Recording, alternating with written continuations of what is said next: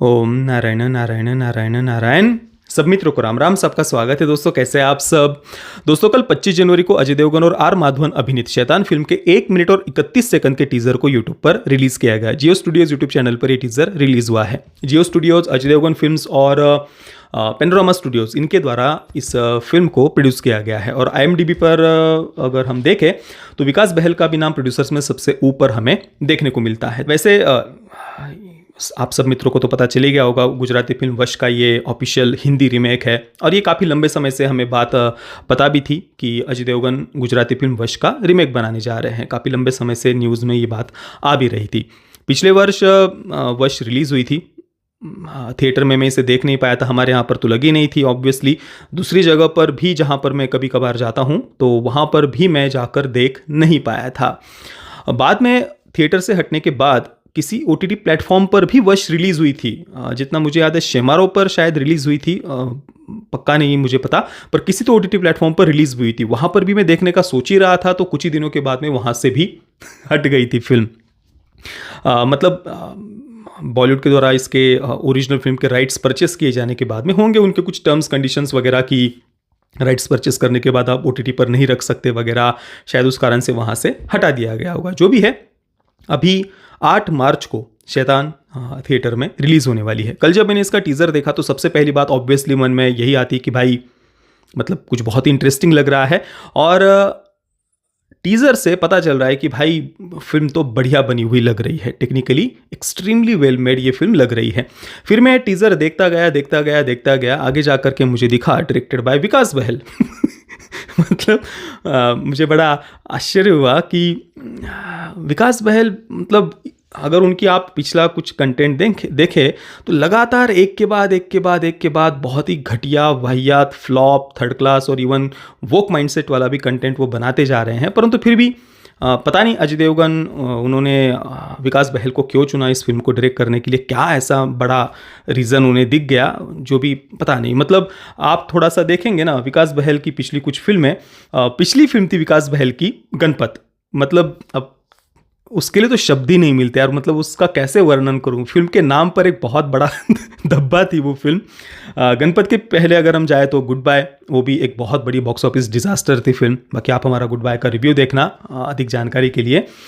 और सनफ्लावर नाम की वेब सीरीज़ भी आई थी विकास बहल की, इतनी घिनौनी, लिटरली बस टॉर्चर हम कह सकते हैं। ढेर सारे वोक प्रोपेगेंडाज आपको उस सीरीज़ में देखने को मिल जाएंगे। सनफ्लावर का आप हमारा रिव्यू अवश्य देखना। अब इससे भी थोड़ा सा अगर हम पीछे जाए तो 2019 में सुपर 30 आई थी, एक बायोग्राफी फिल्म थी वो।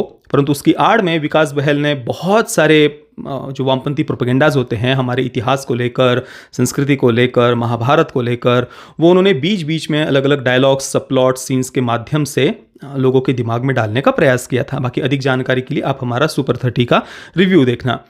मतलब सामने दिखाने के लिए बायोग्राफी और उसकी आड़ में इनका हमेशा से ही अपना चलता ही रहता है। जो भी ये महाभारत को लेकर, हमारे संस्कृति इतिहास को लेकर जो झूठ फैलाते हैं ना लेफ्टिस्ट वामपंथी, वो सब कुछ आपको देखने को मिलेगा।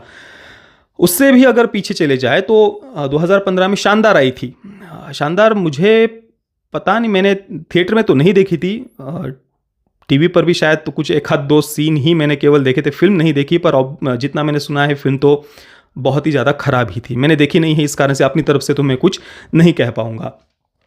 तो इतना सारा लगातार घटिया फ्लॉप कंटेंट एक सुपर 30 बॉक्स ऑफिस पर चल गई थी। बाकी जो उसमें उन्होंने डाला था मुझे तो वो बातें पसंद नहीं आई थी। एक ही केवल एक क्वीन फिल्म हम कह सकते हैं जहाँ पर विकास बहल की वो अच्छी फिल्म थी। पर फिर भी इतना लगातार घटिया फ्लॉप कंटेंट के बाद भी विकास बहल को पता नहीं कैसे उनको लिया जा रहा है फिल्में डायरेक्ट करने के लिए, क्या रीज़न है। और इसके अलावा भी मैंने चर्चा की हुई कि उन पर कुछ ही समय पहले एक से ज़्यादा रेप के आरोप लगे थे। उसके बाद एक सो कॉल्ड इंटरनल इंक्वायरी के द्वारा क्लीन चिट दे दी गई थी वगैरह वगैरह, वो सब हमने देखा। चलिए, अब कई बार चर्चा की हुई है मैंने, तो पता नहीं अजय देवगन ने विकास बहल को क्या सोच करके चुना इस फिल्म को डायरेक्ट करने के लिए।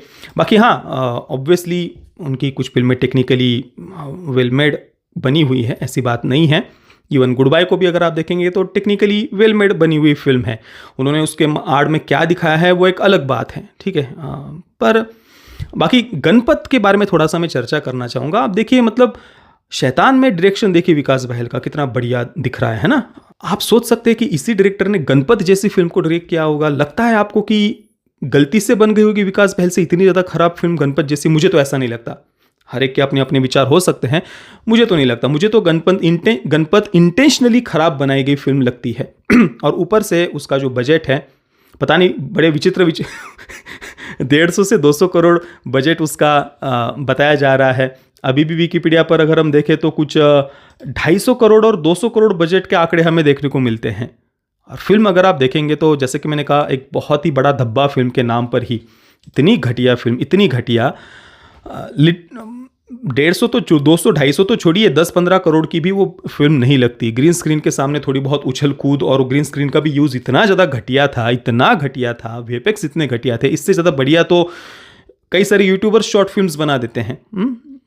और वहाँ पर आप अगर देखेंगे, थोड़ा हमारे संस्कृति कल्चर से कुछ बातें कथित रूप से बॉलीवुड ने जोड़कर दिखाने का प्रयास किया था। भगवान गणेश जी की शक्ति लीड कैरेक्टर में आ रही है, वगैरह वगैरह बातें। पर जब बात हमारे संस्कृति के इतिहास की आती है, तब बॉलीवुड से फिल्में अपने आप खराब बन जाती है। अब मैंने कल ही हमारे फाइटर के रिव्यू में भी ये बात कही थी। पर यहाँ पर हम देख सकते हैं विकास बहल का डायरेक्शन तो अच्छा लग रहा है शैतान में। ऑब्वियसली मैं तो फिल्म देखने के लिए उत्सुक हूँ। वश मैंने देखी नहीं थी, तो इस फिल्म को देखने के लिए तो मैं उत्सुक हूँ, इसमें कोई संदेह नहीं है। बाकी अजय देवगन जी ने तानाजी फिल्म के रिलीज़ के समय एक बात कही थी कि अनसंग वॉरियर्स की पूरी एक वे सीरीज़ लेकर के आने वाले हैं। पर उसके बाद में अचानक से वो बात ही गायब हो गई। कहीं पर उसके बारे में कोई चर्चा ही नहीं, कोई अनाउंसमेंट ही नहीं। इतने वर्ष हो गए उस बात को भी। तो क्या कुछ इंडस्ट्री के अंदर से कुछ दबाव के कारण, या पता नहीं क्या रीज़न था, उन्होंने उस प्रोजेक्ट को ही छोड़ दिया है। महाराजा सुहेलदेव जी के जीवन पर भी एक फिल्म बनाने की बीच में कुछ चर्चा हुई थी, तो वो बात भी पीछे ही छूट गई। उसके बारे में भी फिर बाद में हमने सुना ही नहीं। तो मैं तो उसके लिए अभी भी प्रतीक्षारत हूँ कि शायद अजय देवगन जी ऐसे कुछ प्रोजेक्ट्स को फंड करेंगे अगर हो सके तो, या पता नहीं क्या रीज़न था, उन्होंने उस बात को पीछे छोड़ दिया। बाकी शैतान का टीज़र आपको कैसा लगा, मुझे अपने नीचे कमेंट में अवश्य बताना। और आर माधवन जी का जो वॉइस ओवर हम सुनते हैं उनको, तो ऑब्वियसली जैसे कि मैंने कहा बहुत ही इंटरेस्टिंग सब कुछ लग रहा है। बाकी जिन मित्रों ने वश फिल्म को देखा है, उन्हें यहाँ पर ये टीज़र कैसा लगा वो आप मुझे नीचे कमेंट में अवश्य बताना कि क्या कुछ आपको बदलाव या कुछ अलग थीम क्या आपको यहाँ दिख रही है, या ये जो वॉइस ओवर हम सुन रहे हैं जो भी, तो क्या इसका कुछ लिंक आपको वश फिल्म के साथ में दिखाई दिया या नहीं दिया। मुझे आप नीचे कमेंट में अवश्य बताना जिन मित्रों ने वश देखी हुई है। बाकी ये वीडियो देखने के लिए आप सभी मित्रों का बहुत बहुत धन्यवाद। जय श्री राम, वंदे मातरम।